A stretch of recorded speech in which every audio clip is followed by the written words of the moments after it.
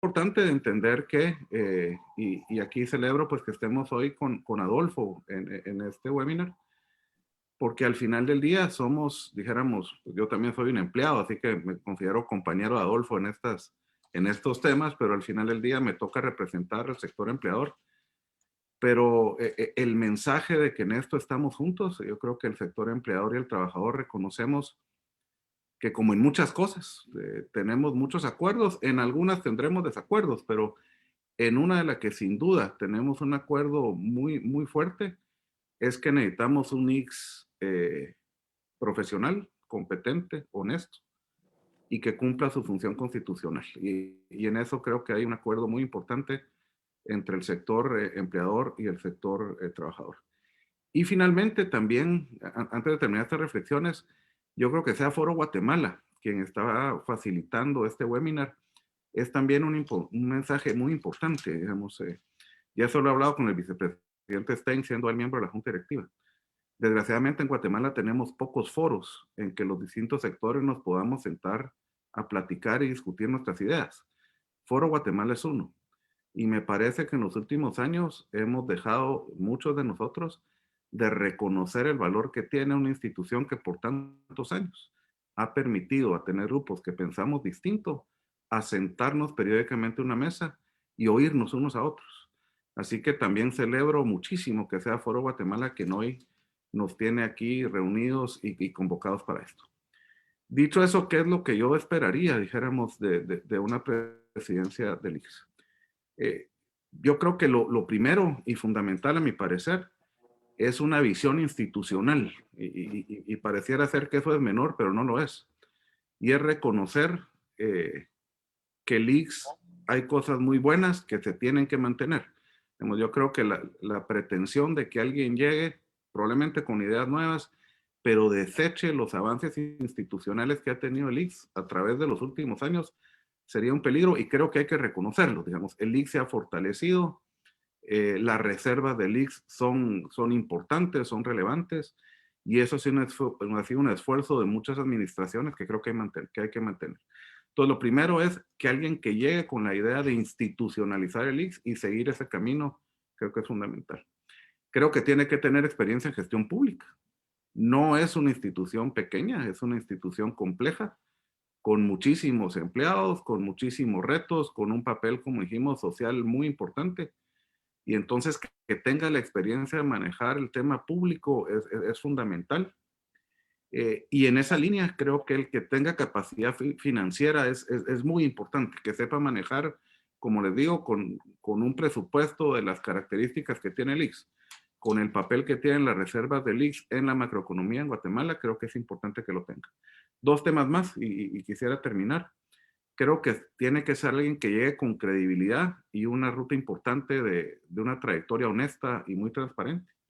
Y finalmente, que tiene que entender que al final del día, dicho eso, que sea un tema institucional, que hable de gestión, que tenga va a llegar a un ambiente que no deja de ser político y va a tener que saber manejar esos retos de buena forma.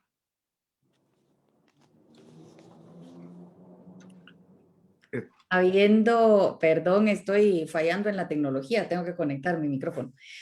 Habiendo escuchado lo que nos dice el licenciado González Campo, estas características, doctor Stein, ¿usted por qué cree que sea importante en la designación del presidente del Instituto Guatemalteco de Seguridad Social se cuente con estas características que se conversaron inicialmente?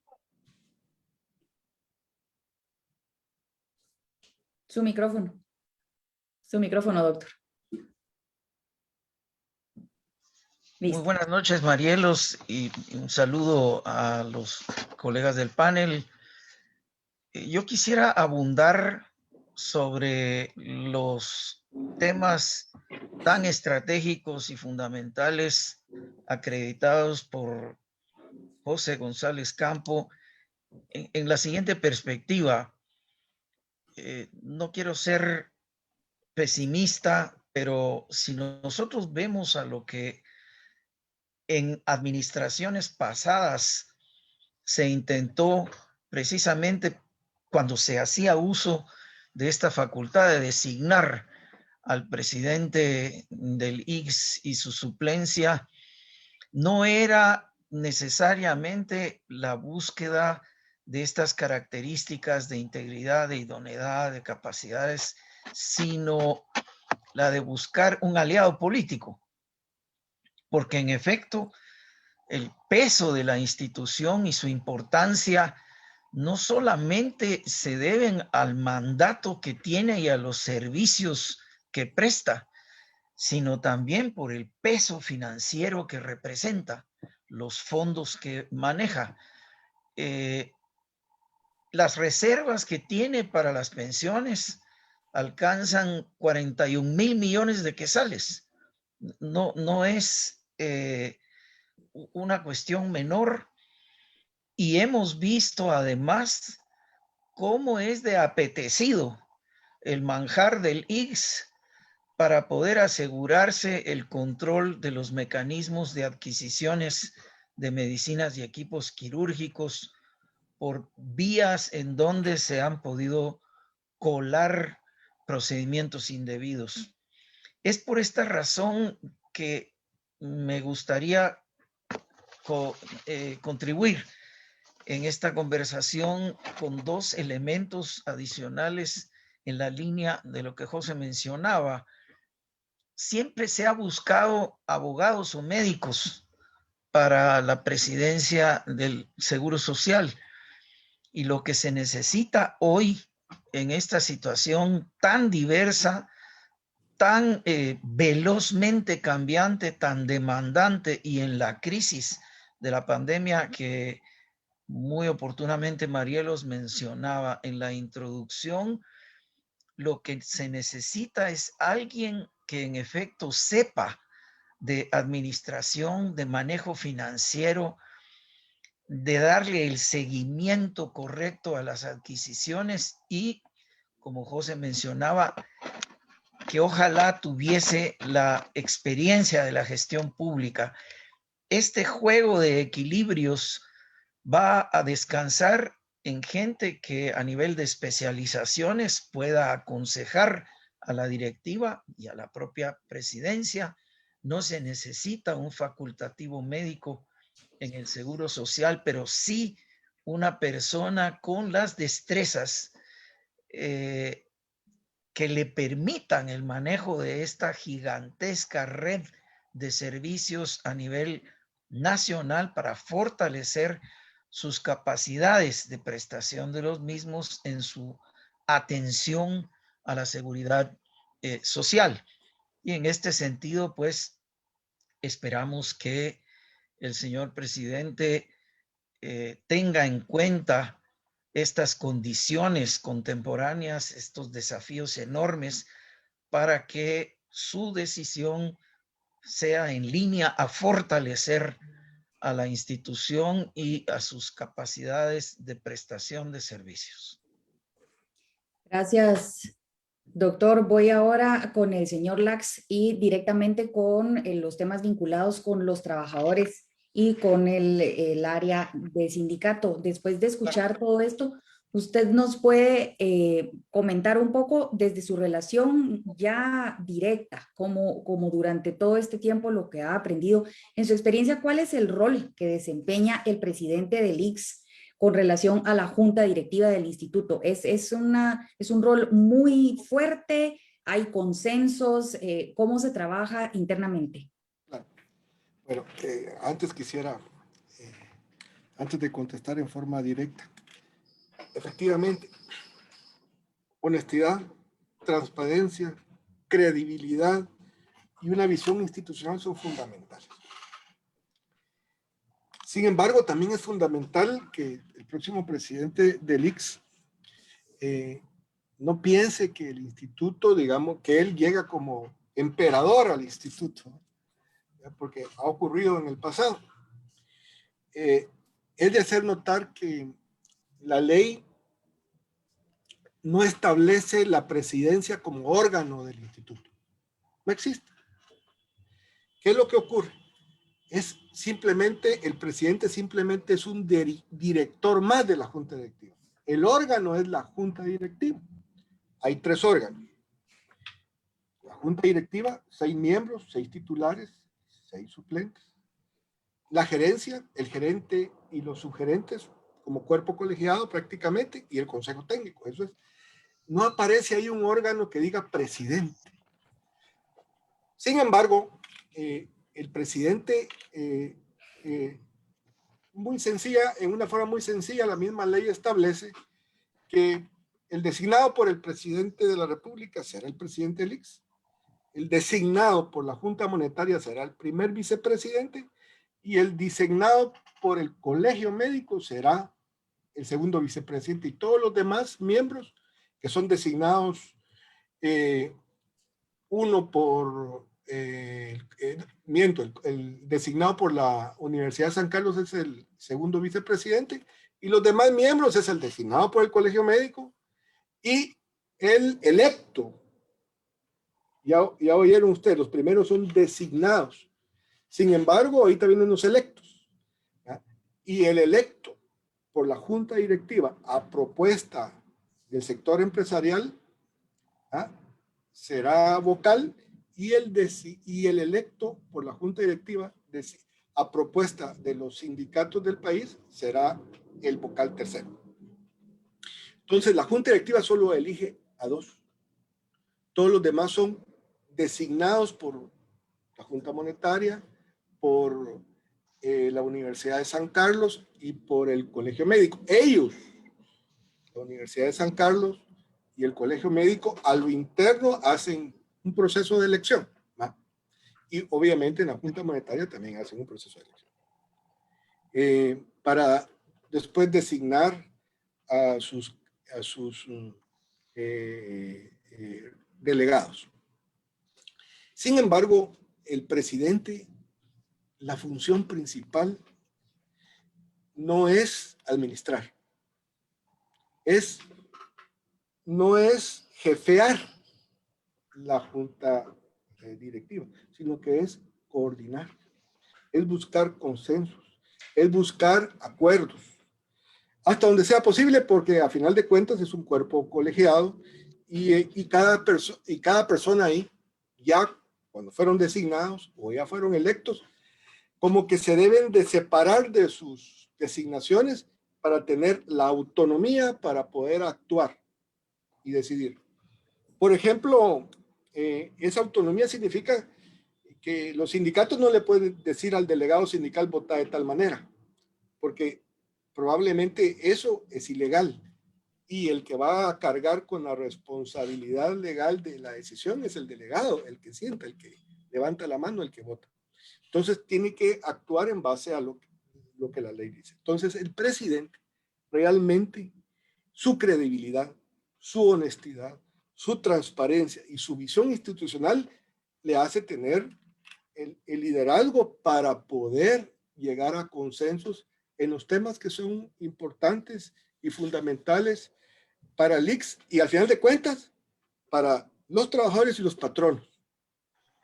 Los trabajadores y los patronos, porque el instituto está diseñado para eso, atender a los trabajadores del país a su núcleo familiar, integrado por su cónyuge y sus hijos, y a cualquiera, como por ejemplo, como bien dijo José González Campo, él es un empleado, él tiene derecho.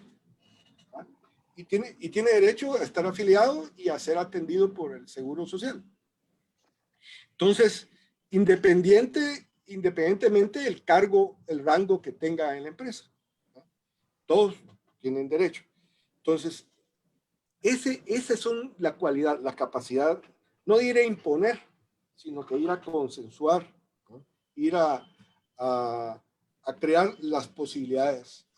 Por supuesto, puede tener mucha credibilidad, y siempre existen disensos en los votos, lo cual es positivo, ¿eh? Que hayan algunos disensos, porque eso permite revisar si está uno actuando en forma correcta, porque a veces el que disiente manda un mensaje para poder revisar y evitar caer en error.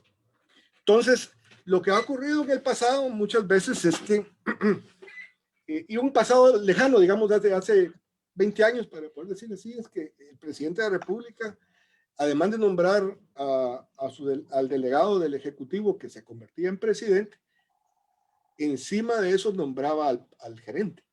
Y a veces habían conflictos entre la gerencia y la junta directiva, porque había gerentes abusivos que decían, yo no acato a la junta directiva porque mi jefe es el presidente de la República. Eso ya se acabó hace mucho tiempo. Ahora la junta directiva, 5 votos de la junta directiva, eligen al gerente y eligen a los subgerentes. Hasta ayer. Ahí, señor Lax, vamos a aprovechar esta pausa para pasar a la siguiente por cuestiones de tiempo. Aquí me están levantando ya la tarjetita y volvemos cuando ya nuestro público nos haga más preguntas al respecto. Al licenciado González Campo, al doctor Stein. Doctor, el rol y la importancia del instituto en el contexto social y económico de este bendito país, ahora que también tenemos el desafío después del COVID de grandes, digamos, inconvenientes de recuperarnos económicamente después de todo lo sucedido en este año tan terrible que pasó, además del seguro social como tal. ¿Qué rol juega en este contexto?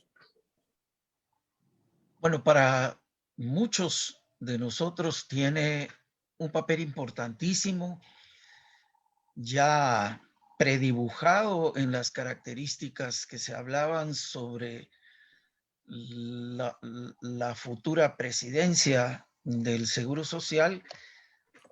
Voy a leer las características de la prestación de los servicios que el Seguro Social tiene para que nos demos una idea del impacto precisamente en la consolidación de una atención a la población trabajadora, que lo podemos incluso comparar con cómo funcionan los esquemas de seguridad social en otros países, en donde se tributa en parte precisamente para que esta cobertura llegue a ser no solamente para los trabajadores formalmente contratados en empresas, sino que la seguridad social cubra en general a la sociedad en su conjunto.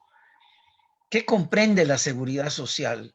Atención a la salud, por supuesto, prestaciones en efectivo durante los periodos de pérdida de ingresos por imposibilidad de trabajar, prestaciones a las personas de una edad determinada, ofrecer prestaciones para sufragar la pérdida o falta de ingresos por la incapacidad de obtener un empleo, sistema que sufrague gastos y pérdida de ingresos resultantes de lesión o de enfermedad, prestación para la atención de los niños y personas responsables del mantenimiento del hogar, licencia con remuneración a las madres, apoyo a las personas con discapacidad y asegurar prestaciones de supervivencia y prestaciones para orfandad. Es decir, es un abanico que representa una red de prestación de servicios de seguridad social para que brinde, como ya se mencionaba, un ingrediente esencial en la convivencia de nuestra sociedad tan lastimada y tan enfrentada, que contribuya a la paz social y al desarrollo equitativo de nuestros accesos a calidad de vida. En ese sentido, estamos hablando de una de las instituciones claves para el progreso general de la sociedad guatemalteca y un contribuyente neto si se consigue ampliar y fortalecer esta prestación de servicios, un contribuyente neto, decía, a lo que es más allá de la paz social, la posibilidad de que personas, familias, comunidades encuentren en efecto un respaldo en la seguridad social para la tranquilidad de sus vidas cuando tienen contratiempos o al llegar a la vejez. justo a tiempo, doctor, para continuar con la siguiente pregunta al licenciado González Campo. Licenciado, otro de los temas que se mencionó mucho y que ha sido, digamos, uno de los dilemas para discusión. ¿Cuál es la opinión que se tiene del trabajo de la UNOPS? ¿Usted considera que es importante continuar con este trabajo?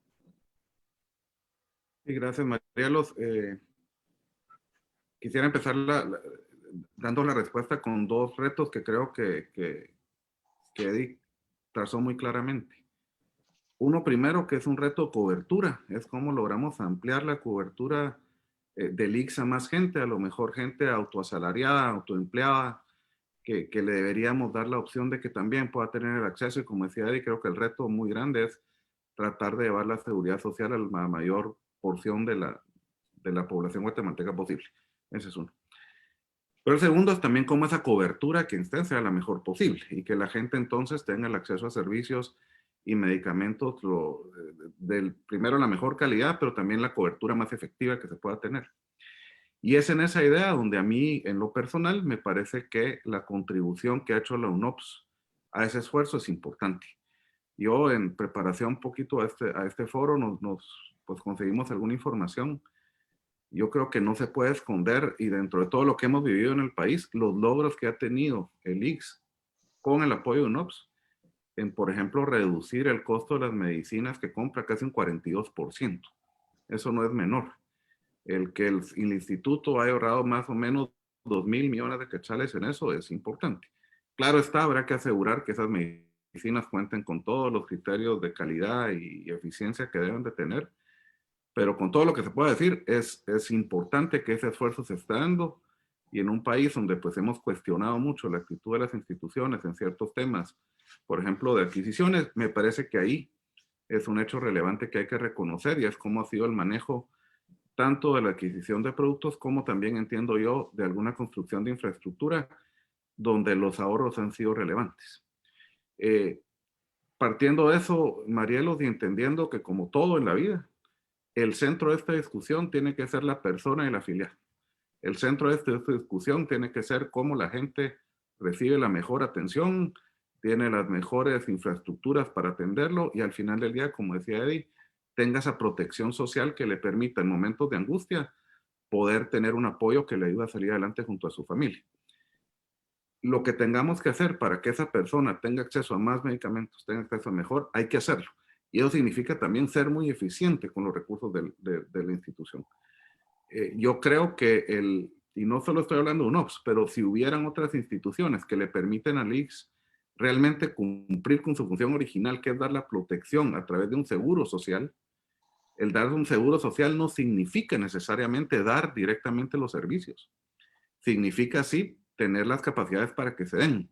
Y en esa línea de ideas, también la tercería de algunos de los servicios pudiera ser un elemento importante que se dé no solo a través del UNOPS en la adquisición, construcción de infraestructura, pero también que a través de terceros, con las capacidades y con las inversiones requeridas, se den. Así que yo lo veo bien, como todo, tiene que tener los controles adecuados, tiene que tener la seguridad de que lo que se esté adquiriendo tenga la calidad y garantías necesarias, pero me parece que los números no mienten. Hay un ahorro importante en los últimos años, y estoy seguro que esos 2.000 millones de quetzales que se ahorraron debiera ser un enorme beneficio para muchísima gente, y como debe ser, esos son los centavos que hay que realmente cuidar bien en beneficio de la filia. Te voy a repreguntar, licenciado González Campo, en ese beneficio, independientemente del gran ahorro de más del 41%, ¿usted cree que también podríamos pensar que contribuye a evitar corrupción en los procesos de adquisiciones? Yo, Marielos, en eso creo que la corrupción está en el corazón del ser humano. Así que creo que el esfuerzo de corrupción hay que hacerlo aquí, en la UNOPS y en cualquier país del mundo. Estoy seguro que tal vez sí, la fortaleza institucional de alguien que es miembro de Naciones Unidas probablemente tenga más, digamos, fortaleza y mucho mejores procesos para hacerlo. Pero creo que en arca abierta hasta el justo peca, y entonces creo que en todos los casos hay que tener los controles que se dan. Y por eso, María, la importancia de fortalecer la institucionalidad del ICS.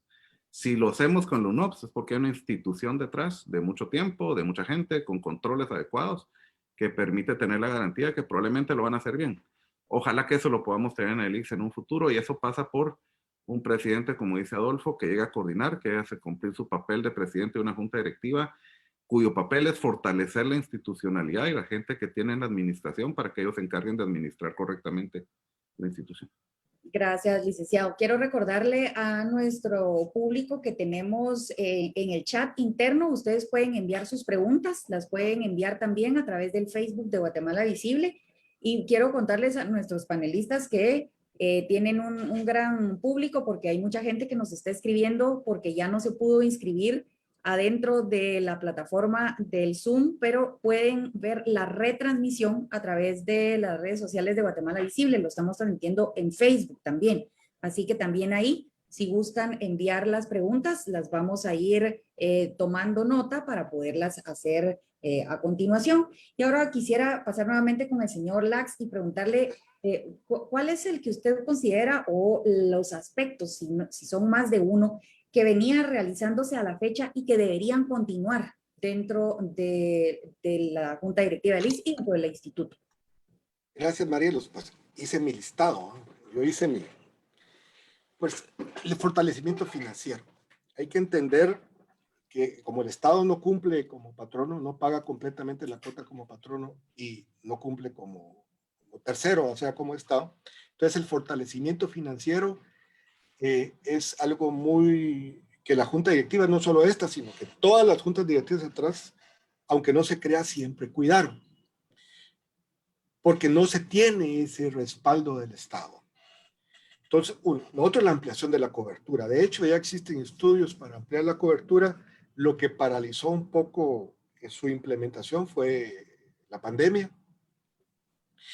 Eso incluye la actualización del reglamento del IBS, el fortalecimiento de la construcción con nuevos hospitales. Ya se construyeron 2, el de Quetzaltenango y el de Puerto Barrios. Está por construir el de Zacapa, el hospital de trasplantes, ¿no?, en Guatemala, y etcétera, etcétera. Y eso va a permitir tener mayores capacidades para poder atender la ampliación de cobertura.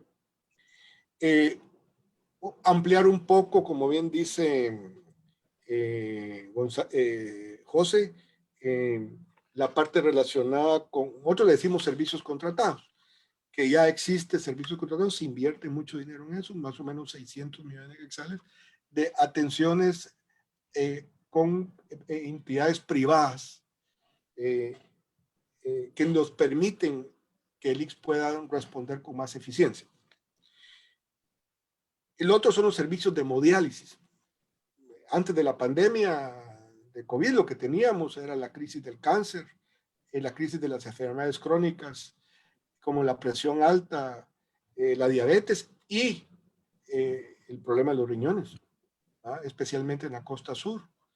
Entonces, el día de hoy, en Quetzaltenango se inauguró la segunda sala de atención de la hemodiálisis y la diálisis. Hace 2 semanas fue en Mazatenango y vamos a inaugurar en todo el país para acercar esos servicios a donde están los enfermos.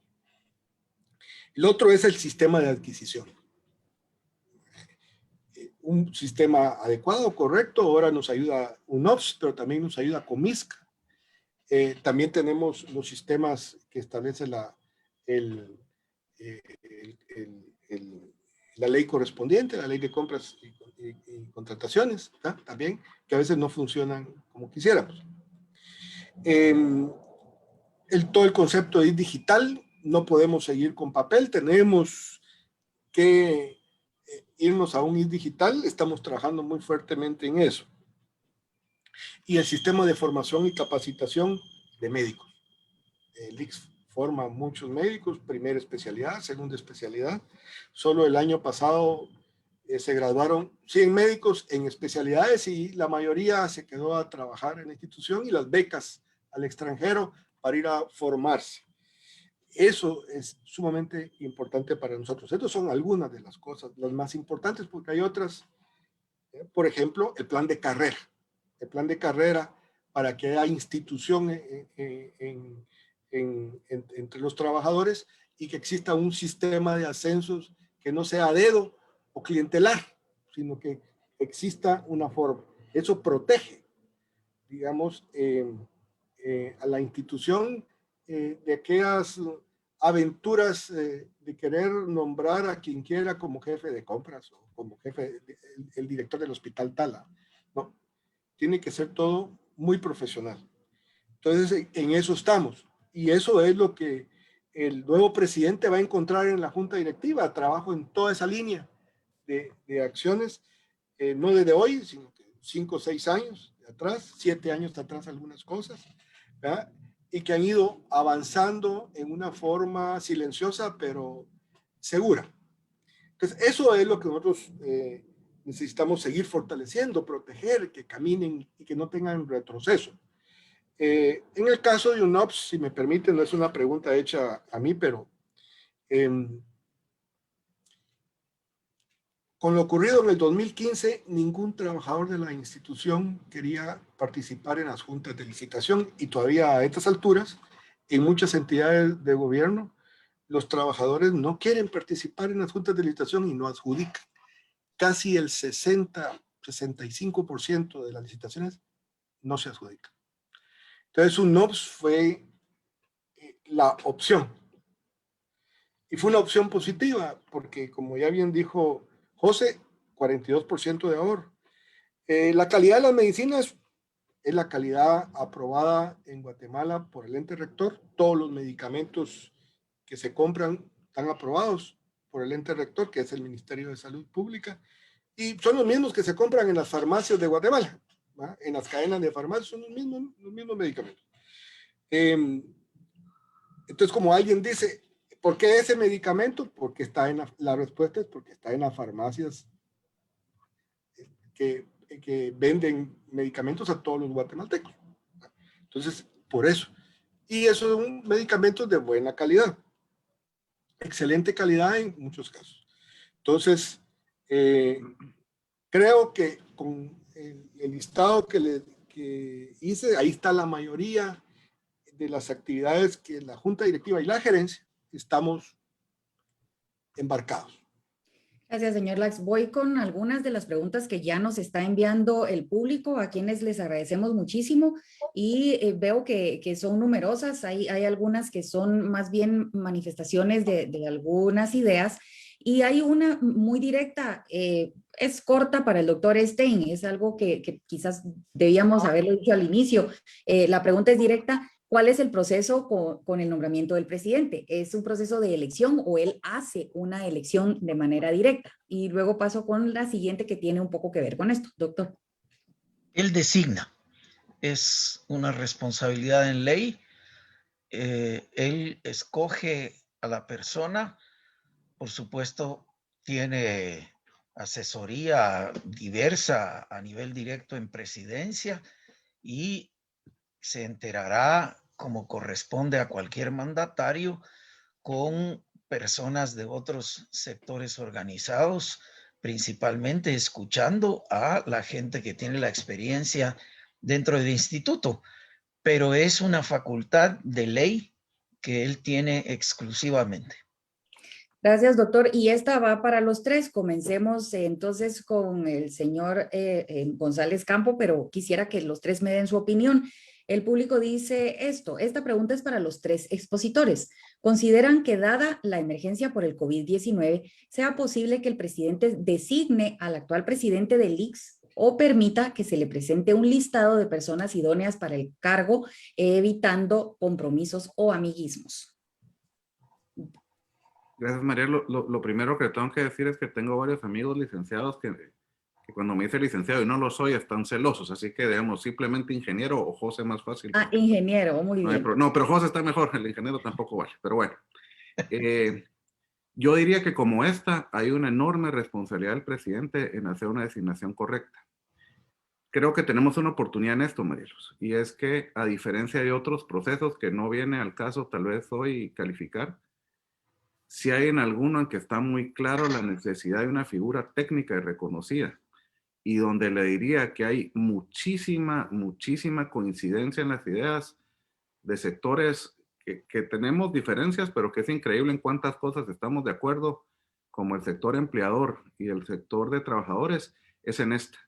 Y yo creo que tenemos que utilizar esa coincidencia, sí como un elemento de presión, pero también confiando en que, respetando la capacidad de designación del presidente, hacerle llegar a él los mensajes de la conveniencia de seguir un perfil como el que estamos discutiendo. Así que yo espero, y lo hemos hablado mucho con Adolfo y Francisco y compañeros sindicalistas, de que podamos llevar ese mensaje, que la voz de quienes aportamos al IX y que cubrimos esto para nuestros afiliados se oiga también. Pero en general creo que es una oportunidad que tenemos los guatemaltecos de un tema que, como hay muchísimos, hay muy pocos que nos dividen, pero somos muy lentos en encontrar los que nos unen. Este debe ser uno. Y en este sí deberíamos hacer un esfuerzo que yo espero que el presidente lo entiende también. Y el presidente, en función del momento tan complicado que vimos en el tema del COVID, pero también de reconocer que tenemos que fortalecer a Liz y su futuro, tomará la mejor decisión en una designación técnica que asegure contar con este perfil que hoy hemos platicado. Doctor Stein, ¿cómo podría entonces, para darle respuesta a esta persona que está escuchándonos y varios que se manifiestan de diversa forma, pero que ese es el meollo del asunto, cómo contribuir a que esa decisión del Ejecutivo tenga en cuenta estas consideraciones de este perfil? Bueno, traté de incorporar esa dimensión en la pregunta que se me hiciera sobre si era una facultad exclusiva del presidente.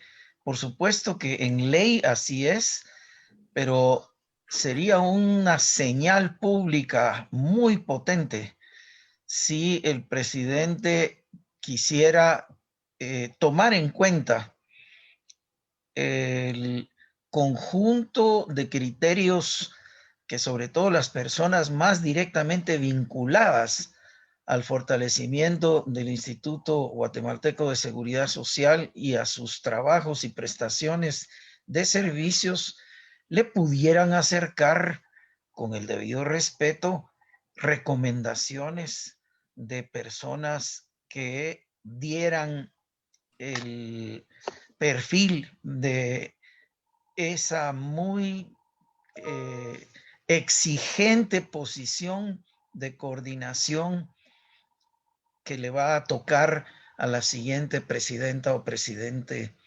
del ICS. Señor Lax, llegan más preguntas del público, particularmente la siguiente. ¿Cómo estima usted la gestión y el desarrollo dentro de la gestión del ICS, la abultada deuda del Estado como patrono y socio y que participa además en la designación de este próximo presidente del ICS? Mire, debe, como Estado y como patrono, debe 54.000 millones de quetzales desde el año 52. Eso, se han hecho muchas mesas de diálogo con diferentes ministros de finanzas para llegar a un acuerdo. Pero partamos la deuda en dos. Uno como patrón y otro como Estado, como tercero. Como patrono es sumamente preocupante, por ejemplo, que todos los trabajadores del sector del organismo ejecutivo y algunas empresas que no son autónomas, pues los trabajadores sí pagan, pero el patrón no paga. Pero hay que cubrirle todas las necesidades de atención médica a los trabajadores. Entonces hay un subsidio. No es culpa de los trabajadores. Hay un subsidio de todos los trabajadores del sector público, de las empresas del sector público, para atender a esos trabajadores por el incumplimiento del patrón. Ahí pueden haber diferentes criterios de opinión por la interpretación de la ley, pero lo que hay que interpretar es lo que dice la Constitución. Bueno, sin embargo, lo que el no pago de la cuota con el patrón de parte del gobierno y como tercero, lo que ha evitado es la ampliación de la cobertura. Si el gobierno pagara, ya estuviéramos, no hoy, sino que hace 15 años, o 20 años ya tendríamos una mayor cobertura a mayores segmentos de trabajadores, como bien lo dijo José, y bien lo dijo el licenciado, el doctor Stein. Él leyó una lista ahí que la leyó del convenio 102 de la OIT. Entonces, pero como no existen esos recursos, entonces es muy difícil hacerlo en forma rápida. Entonces la junta directiva en una época, hace años, tomó la decisión de hacer reservas muy grandes para poder lanzarse a esa aventura. Para que las reservas, más los intereses que las reservas ganan porque como están colocados en bonos del Tesoro, en el Banco de Guatemala, en los bancos del sistema, se pueda hacer algún tipo de ampliación, porque el aporte del Estado no está. Entonces, sí hay gente que dice, ¿por qué el presidente de la República nombra al presidente del ICS si el Estado no paga? Bueno, eso dice la ley. Lo hace porque eso dice la ley. Sin embargo, como aquí no estamos discutiendo los gustos personales, mi gusto personal sería que él designara al delegado del Ejecutivo y sea la Junta Directiva la que designe a su presidente. Pero eso no dice la ley. Entonces, como estamos hablando en lo que la ley dice, entonces así estamos en estas circunstancias ahorita. Sin embargo, a pesar de esa falta de ingresos del Estado como patrono y como Estado, el ICS ha hecho y ha avanzado sustancialmente. Solo le voy a dar un dato agradable, porque no todo es malo en Guatemala. Hay muchas cosas buenas, la mayoría son cosas buenas. Por ejemplo, hoy a febrero tenemos 30,000 afiliados más que febrero del año 2019. Es decir, que la pandemia, aquella baja de afiliados que tuvimos en el año 2020, a febrero de este año, ya se superó. Ya superamos, y eso lo debe conocer la gente, ya se superó. Muchos trabajadores y muchos empresarios, las empresas, hay más empresas afiliadas al Seguro Social ahorita. Efecto pandemia. El efecto pandemia no al revés, no en forma negativa, saliendo de la seguridad social, sino que todo lo contrario, buscando la cobertura de la seguridad social. Esos son datos a febrero.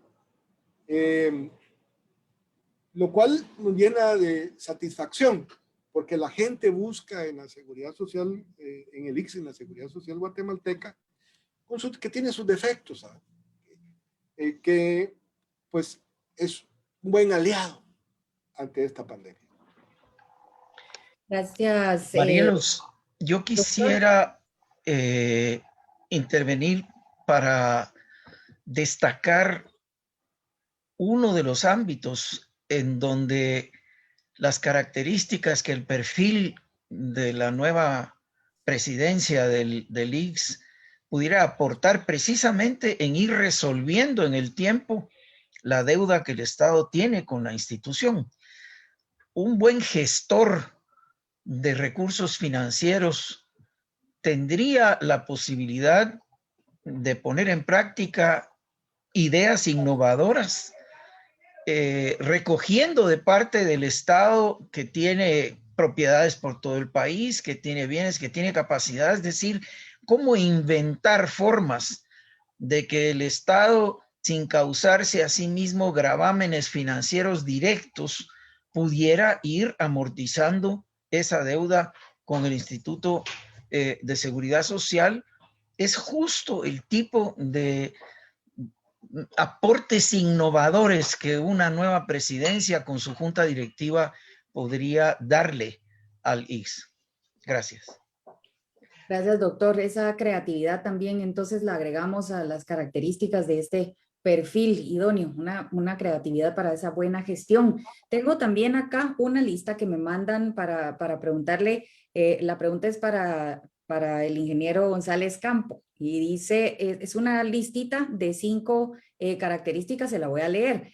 ¿Estaría usted de acuerdo en que los primordiales retos que puede tener el presidente del ICS sean ampliación de la cobertura de las personas en desempleo? Yo creo que se refiere a que se pueda dar cobertura del ICS a personas que no están actualmente con un empleo formal. Si no, que nos lo aclare el oyente que está aquí escribiéndonos en la plataforma. Definir condiciones para dar cobertura a empleados de tiempo parcial. Implementar mecanismos para no aumentar la deuda del Estado como patrono y alguna estrategia de reducción de la misma, como lo decía el doctor. Definir condiciones para dar cobertura a autoempleados y ampliar la red de cobertura del ICS. ¿Usted le agregaría alguna o modificaría alguna, ingeniero? Gracias, María. La estoy leyendo aquí porque seguro que no se me queda ahorita con las 5 Sí, que ahí dijo, está justo en el chat. Quisiera empezar un poco al revés. Yo creo que los dos últimos son temas que hablé. Creo que el tema de ampliar la red de cobertura es fundamental para mejorar la calidad de atención al afiliado. Eso se ha ido trabajando, como dice, yo entiendo, Adolfo, que tienen varios planes de mejorar infraestructura. Ojalá que eso se lleve a cabo. Creo que el tema de ampliar la cobertura en cuanto a afiliados a los autoempleados es importante. Eso creo que hay que buscar la forma. Muchas veces hablamos de economía informal, pero realmente es gente que no tiene las condiciones para poder afiliarse al ICS. Entonces creo que hay que dar esa facilidad sin ninguna duda. Lo que decía el doctor Stein hace un momento, los mecanismos para no aumentar la deuda del Estado y ser muy creativos en cómo el Estado podría honrar esa deuda de distintas formas, ya sea, por ejemplo, con terrenos o alguna otra forma, o establecer tal vez una disciplina que con los años pueda irle haciendo frente, pero lo importante es tener una solución y que poco a poco se vaya actuando. El tema de desempleo es importante, dijéramos, ya lo vimos con el tema del COVID, creo que es un paliativo que la gente necesitaba y se hizo un esfuerzo para darlo.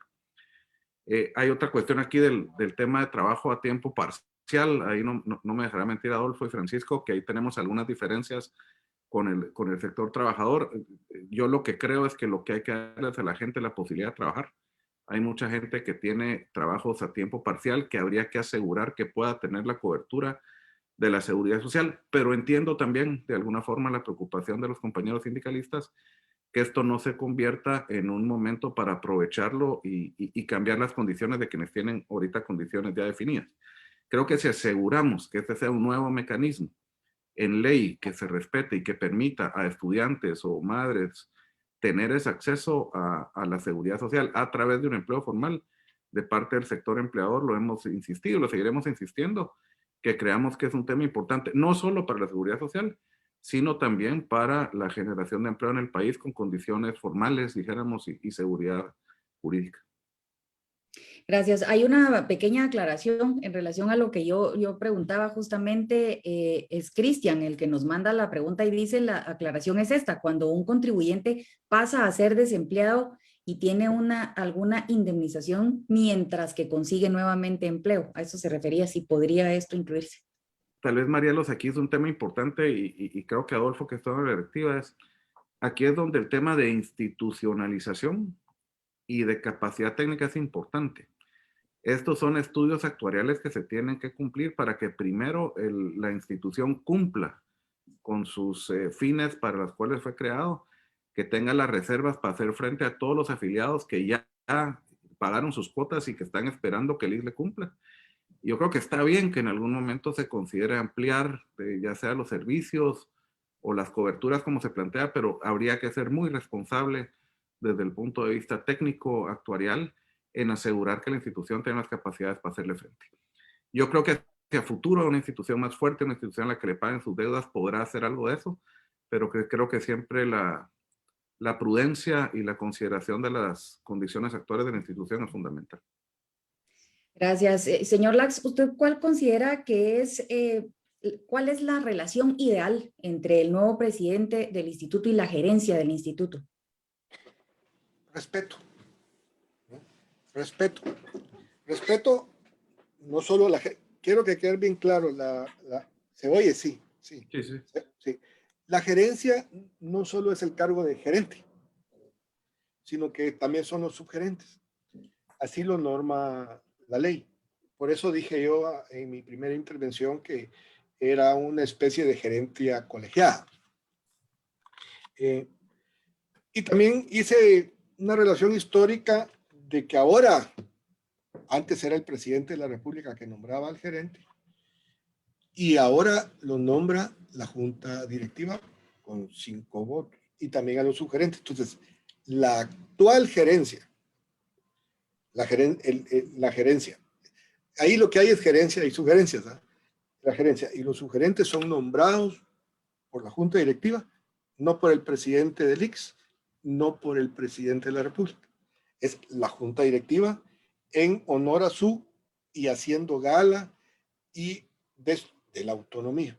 Entonces, el próximo presidente, como ya expliqué, que viene a coordinar, no viene a administrar, porque el que administra es la gerencia, lo que debe hacer es respetar la decisión de la junta directiva, porque el próximo presidente se integra a la junta directiva. No es la junta directiva se integra al presidente, es el presidente, uno sale porque se terminó su periodo y él se integra. Y las cosas continúan. Ahora, claro está, en el pasado siempre ocurría que yo quiero nombrar a mi gente de confianza, ¿no? Y entonces el resultado era un conflicto. Entonces, las personas que están en esos puestos son de confianza de la junta directiva, no de una persona. Lo quiero hacer bien claro para que se entienda y llegue a donde debe llegar lo que estoy diciendo. Es de confianza de la junta directiva, de por lo menos de 5. ¿Ah? No de todo, no de una persona. Porque pueden ser de confianza plena del presidente, pero no mía. ¿Ah?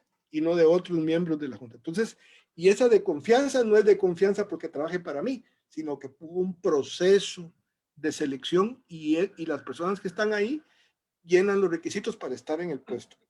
Eso no significa que no pueda en un momento dado una persona pues dejar el cargo porque no cumplió con las expectativas que tenía. Eso puede ocurrir, ¿verdad? Eso no hay problema.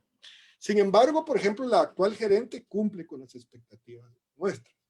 Es una gerente muy enérgica, muy capaz de carrera, tiene 25 años de trabajar en la institución, ha dirigido hospitales, muchos hospitales del instituto, y por donde pasa,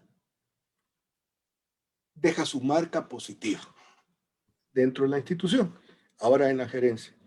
Entonces, por eso, ¿qué espero yo del nuevo presidente, del nuevo integrante de la junta directiva que va a ocupar el cargo de presidente? Respeto.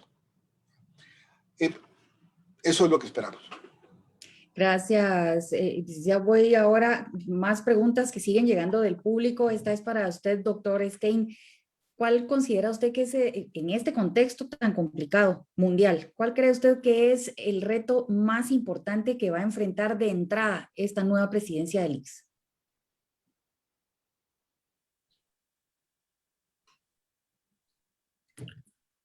Su micrófono, doctor.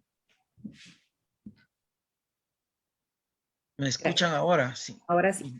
Mil disculpas. No sé. Es muy probable que tenga la forma de un tridente no necesariamente presionado a nivel internacional, sino a nivel doméstico guatemalteco. Parte de la problemática de instituciones débiles en el andamiaje del Estado nuestro, pero también de la situación general de confrontación entre sectores y de divisiones que se han exacerbado desafortunadamente a lo largo de esta pandemia, afectarán a la nueva junta directiva de manera directa. No funcionan en el vacío, no están en una burbuja plástica, sino están insertos en la realidad guatemalteca, territorialmente diversa y con una enorme cantidad de carencias que se manifestarán no solamente en el área de prestación de servicios de salud, aunque ahí ya estamos viviendo la experiencia de, como ejemplo, una organización bastante esmerada y detallada de lo que podría ser un proceso de vacunación acelerado para la población guatemalteca, pero el papel lo aguanta todo. Si no hay vacunas, digamos, ¿cómo podremos beneficiarnos como sociedad en general de este tipo de desafíos? De manera que la debilidad institucional, las divisiones internas en el país y la falta, digamos, de caminos de concertación a la que desde un inicio se hacía mención, van a afectar. Pero a nivel internacional es posible que la nueva junta directiva pueda tener mejores accesos a tecnología que la propia pandemia ha hecho que esté disponible a una mucha mayor velocidad a países como los nuestros. Adolfo mencionaba, por ejemplo, el tema digital y la necesidad de mudarse lo más rápidamente posible a ese manejo tecnológico que está disponible a todos los sectores hoy, y por lo tanto podríamos contribuir desde otros sectores a la nueva administración de la Junta Directiva del Seguro Social guatemalteco para que tenga esos accesos, no necesariamente en la forma de donaciones, sino sobre todo en la intelección de sistemas que están funcionando bien en otros países y que pudieran trasladarse adaptándolos a la realidad guatemalteca. Marielos. Gracias. Vamos a continuar dándole voz a quienes nos acompañan esta tarde, y tengo aquí una pregunta muy ciudadana. Justamente preguntan, ingeniero González, ¿cómo puede la ciudadanía apoyar? ¿Desde dónde? ¿Qué podemos hacer para que se elija un mejor perfil, digamos un perfil que se adapte a estas circunstancias? Yo hubiera preferido que se le hiciera a Eddie, pero bueno. Es para los tres, de hecho. Aquí bueno, dicen los panelistas que nos eso digan. sí me animo tal vez a contestar. Yo creo que lo primero, y lo decía Eddie hace un momento, es que dejemos un poco las diferencias, que encontremos los acuerdos. Y eso significa, Eddie lo mencionaba muy bien, en esta sociedad tan polarizada, la única forma de acuerdo es que me hagan caso a mí. Y creo que aquí el tema es que encontremos puntos en común y que todos sacrifiquemos algo. Yo creo que no hay perfectos. Yo en esto he insistido que los blancos y negros nos han hecho mucho daño. Creo que hay blancos y negros en principios, eso no lo voy a discutir, pero tenemos que encontrar los grises en las cosas en las que tenemos que tener acuerdo. Entonces, lo primero es una actitud de a lo mejor no ver que yo gane, sino que ganemos todos. Y en este sentido, tal vez tener el acuerdo de ponernos de acuerdo en un perfil y apoyar a gente que lo tenga que hacer. Lo segundo que le diría, que creo que es muy válido, es animar a gente a participar. Y aquí lo hemos hablado los tres que estamos aquí, lo difícil que ha sido en las últimas elecciones institucionales que gente participe. La gente no quiere participar por la razón que haya sido, digamos. Creo que no viene al caso ahorita verlo. Pero si no participan los buenos, poco vamos a hacer si no tenemos la materia prima para hacerlo. Entonces yo creo que el mensaje de animarlos a participar, que no solo es decirles da un paso al frente, es darles el apoyo, por ejemplo, en no despedazarlos en redes sociales, en no empezar a cuestionar cualquier cosa que se haga, en no creerme lo primero que veía en una red social y empezar a despotricar contra alguien, sino dar el favor, simplemente la duda, sí exigir, hay que exigir las características que estamos hablando, pero no dejarnos ir simplemente con la descalificación sencilla y llana. Yo creo que eso es importante. Señor Y tercero, sí. Sí, Por favor, José. No, no, yo creo que eso de la descalificación es importante porque, como digo, si no hay gente que quiera participar, hacerlo.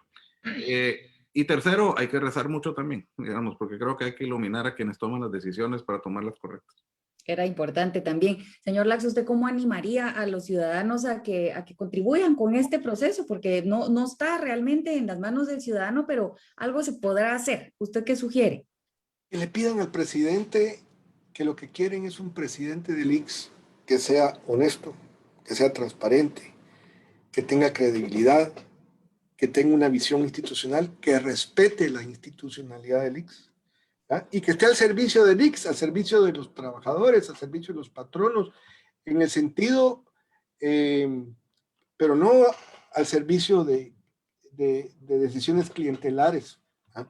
Sino que está al servicio de ellos y que va a hacer todo lo que tiene que hacer en beneficio de los trabajadores, que fue para lo que se creó el instituto, ¿ya?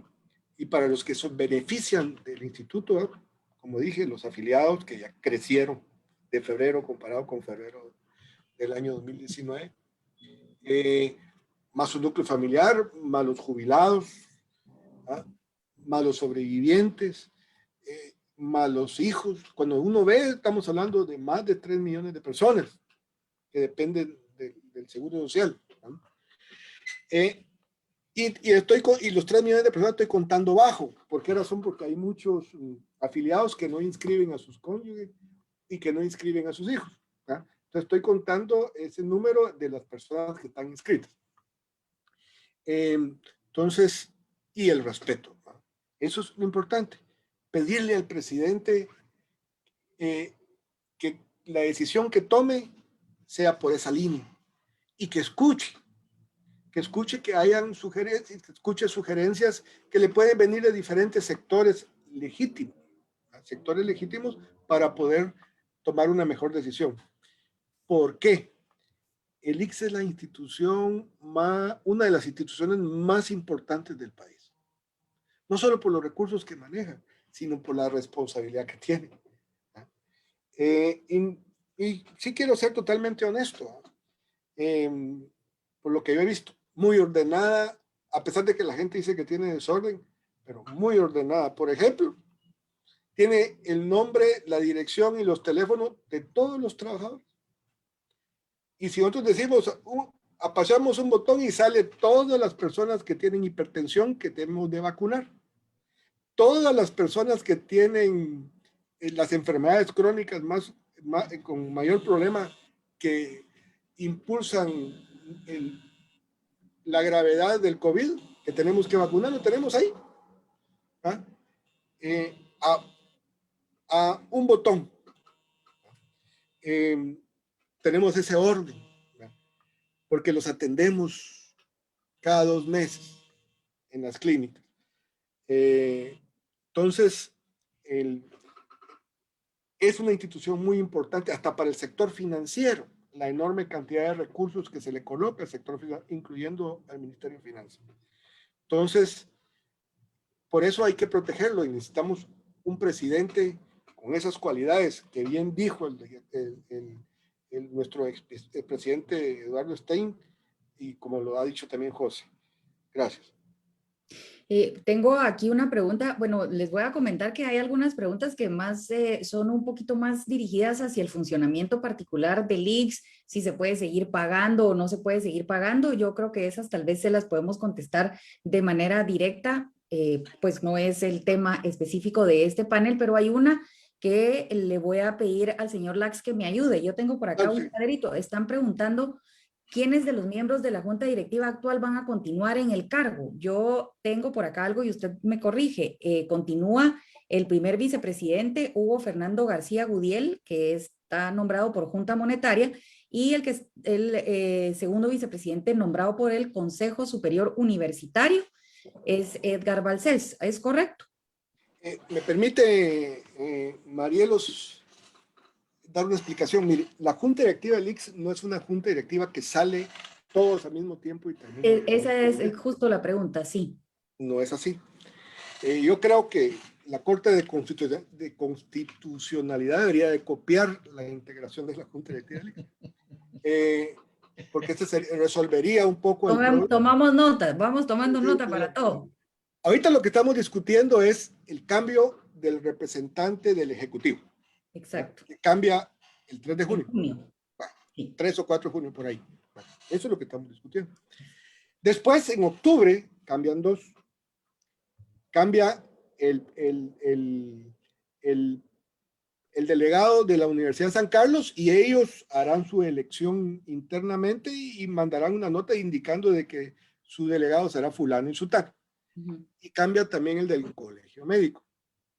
Entonces, igual, ellos mandarán una nota ahí el último día hábil del mes de septiembre indicando que, de este año, que su delegado va a ser fulano. El de la Junta Monetaria, él cambia en función, en su relación directa de su permanencia en la Junta Monetaria, porque hay que recordar que los cargos en la Junta Monetaria son anuales. Antes son anuales. Entonces, una persona puede estar un año, hoy ser delegado y no el año siguiente. Entonces, al no serlo, pierde su representación personal, digamos, la de él. La Junta Monetaria continúa, solo manda un nuevo delegado. Okay. En estos momentos, la Junta Monetaria solo tiene un delegado. El suplente subió a titular y no ha designado al nuevo suplente. Ahí está. En el año 2022, también es en octubre, en septiembre termina y en octubre cambia el delegado del sector empresarial. Ahí el IX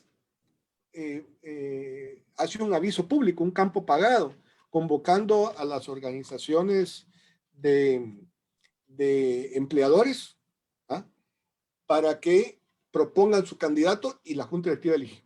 ¿A quién va a elegir? A quien llene los requisitos que están en la ley y el que tenga más votos. O sea, más cámaras o gremios voten por él. ¿Estamos de acuerdo? Y en el 2023, también en septiembre, para que tome posición los primeros días de octubre, cambia el delegado de los trabajadores. De los trabajadores, que es el último que cambia, y después vuelve. Cuando cambia el delegado van en proceso, o sea, la Junta Directiva no se va, nunca se queda, no llegan todos nuevos. O sea, el que llega se suma. Por eso dije yo, el presidente va a designar al delegado del Ejecutivo que se suma a la Junta Directiva. No es la Junta Directiva la que se suma a él. Por eso fui bien claro. Él se suma a un trabajo que va, no tiene que paralizar el trabajo, un trabajo que va. Sí. Gracias. Bueno, por cuestión de tiempo son las 7:20 exactamente, así que es el momento de arribar a las conclusiones con las disculpas del caso para las preguntas que quedaron sin poderlas poner sobre la mesa, pero sin duda alguna es un tema que podemos seguir conversando y vamos a comenzar entonces en el mismo orden, iniciando con el licenciado González Campos, sus conclusiones al respecto. ¿Qué mensaje nos dejaría después de este foro? Gracias, Marielos. Yo creo que de nuevo es la importancia del IX como una institución en Guatemala para la paz social, el papel que tiene en momentos tan complejos, y yo diría que el COVID no nos tiene que quitar la atención de que ya teníamos una situación precaria de salud que hay que atender, y ese reto sigue estando exactamente el mismo y será el que viene, aunque tengamos COVID o no, así que hay una parte importante. Segundo, lo importante de sectores sociales, que en esto ojalá tengamos una coincidencia y logremos tener un frente común que nos permita, con el respeto que decía Eddie, plantearle al señor presidente alternativas buenas para que él tome su designación.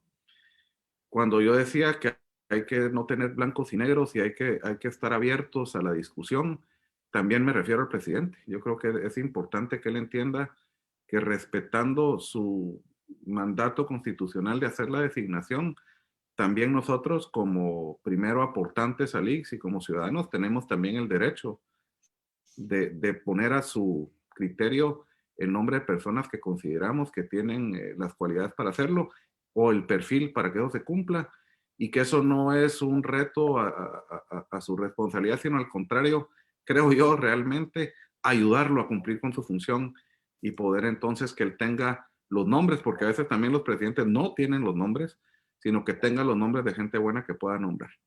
Y el tercero es no perder de vista algo que decía bien Adolfo, la importancia de institucionalizar el IX, de la importancia de las instituciones. El país lo que necesita son instituciones estables, fuertes.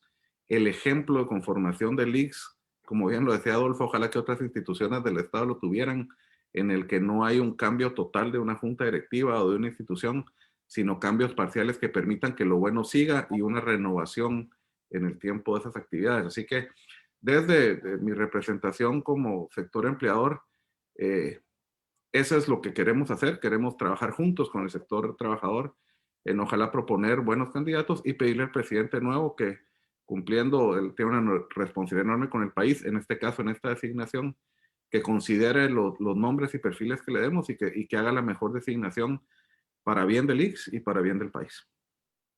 Gracias. Vamos entonces ahora con usted, señor Lax, esta institución de gran importancia que usted mismo lo mencionó de esa forma, da estabilidad, digamos, en una democracia como la nuestra. ¿Cuál sería su mensaje de cierre? Lo más importante es el respeto a la institucionalidad. Yo trabajo en el Banco de Guatemala y veo históricamente cómo los presidentes de la República, el Congreso y una serie de respetan la institucionalidad del Banco de Guatemala, pero cuando veo enfrente no respetan igualmente la ELIX. Uno dice, ¿por qué? ¿Por qué esa diferencia? Bueno, ese no es el tema, responder la pregunta, pero me hago la pregunta. Cuando son instituciones autónomas por constitución y nacieron en la misma época, ¿no? Las dos, y en el mismo movimiento histórico, ¿no? Sin embargo, existe ese problema.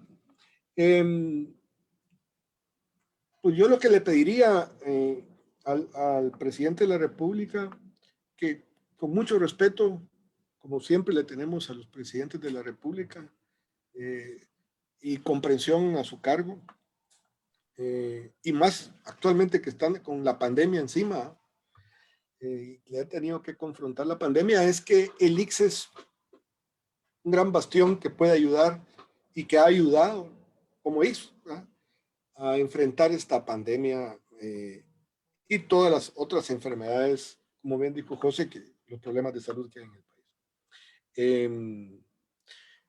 Entonces, en forma conjunta haremos un planteamiento de algunos candidatos que a nuestro criterio llenan el principio que son honestos, son transparentes, tienen credibilidad, tienen una enorme experiencia en gestión pública, tienen capacidad financiera, tienen visión institucional, ¿verdad?, que lo que va a hacer es sumar virtudes a la junta directiva, que impulsen desarrollo, ¿verdad?, y además que tienen, es como muy dije al principio, que tienen esa capacidad de consensuar, de dirigir, no de jefear, no de imponer, sino que dirigir las sesiones para encontrar la resolución adecuada para que la gerencia pueda actuar, porque la gerencia actúa en base a lo que la ley dice y las resoluciones de la junta directiva. ¿Ah? Si la resolución, no hay resoluciones, pues la gerencia no puede inventarse cosas, ¿sabes? Entonces, en ese sentido, nosotros haremos un trabajo porque es nuestra obligación. Los trabajadores contribuimos con el ICS. Esa enorme cantidad de recursos que están en reservas y que se gastan todos los días. El ICS representa el 2 puntos del PIB. Son casi 3,000 millones de quetzales solo en pensiones que se pagan al año. En los últimos 15 años hemos pagado como 33,000 millones de quetzales en pensión. O sea, en pensiones a los jubilados. Ese es lo que llega al mercado para fortalecer las adquisiciones del sector privado.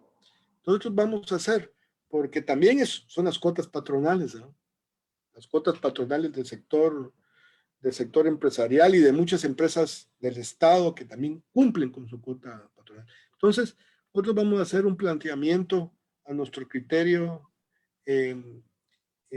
positivo de gente probada, de que son honestos. Solo con que sea honesto, ya lleva el 75% de beneficio, ¿no? Totalmente de acuerdo. Vamos a cerrar entonces con usted, doctor.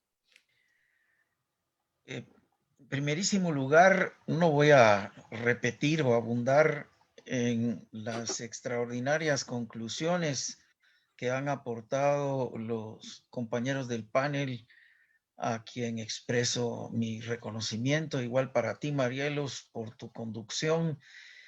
Yo quisiera centrarme en un punto a partir de la pregunta que un participante hiciera. ¿Qué puede hacer la sociedad frente a esto? Fue la pregunta que nos hicimos las 17 instituciones a lo interno del Foro Guatemala. Ahí están las dos universidades más antiguas, San Carlos y Landívar, que coordinan el foro. Ahí están las iglesias, ahí están las cooperativas, organizaciones indígenas, organizaciones ambientalistas, etcétera. Vimos que si no hacíamos algo por promover una discusión amplia de la trascendencia de esta decisión para la trascendencia del ICS, iba a pasar desapercibido. Entonces, como ejercicio de ciudadanía, nos pusimos de acuerdo en montar este evento que está terminando en esta noche, precisamente para permitir una plataforma amplia de intercambio de ideas, de sugerencias, de análisis, de opiniones, que pusiera el foco correctamente en lo que los colegas han destacado ya en sus conclusiones, para poder en ese ejercicio ciudadano llamar la atención sobre los procesos de decisión pública que le importan a la totalidad del país. Y este es uno de ellos. Y ojalá en este sentido, como ya se mencionara, no se vaya por las rutas de la destrucción y descalificación en las redes sociales, sino al contrario, que la ciudadanía pueda en todo momento ejercer responsablemente su papel de auditoría pública sobre los poderes del Estado para que vayamos construyendo una mejor Guatemala con una mejor convivencia entre todas y todos nosotros. Muchísimas gracias. Muchísimas gracias, doctor Stein, al señor Adolfo Lax, al ingeniero José González Campo, a ustedes que estuvieron con nosotros esta tarde. Realmente, pues espero que estemos de hoy en adelante siguiendo un poco ese foco que se colocó el día de hoy sobre la necesidad de por lo menos exponer la relevancia del ICS en el marco de estos desafíos, particularmente en el contexto del COVID, y aportar elementos para discutir este perfil y ojalá tengamos una buena noticia en algunas semanas. Así que muchísimas gracias a todos. Continuamos con ustedes próximamente. Ojalá tengamos ocasión de reunirnos pronto.